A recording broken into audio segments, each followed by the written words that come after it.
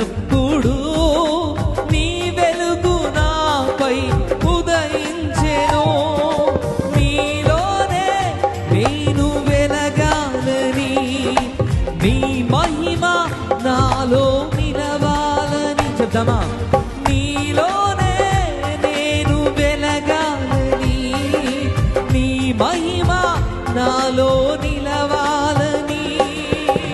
పరిశుద్ధాత్మ అభిషేకముతో నన్ను నింపుచున్నావు నీ రాకడకై. నిరంతరం నీతోనే జీవించాలనే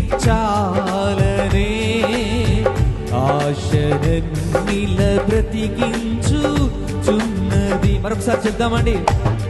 నిరంతరం నీతోనే జీవించాలనే ఆశనిల బ్రతికించు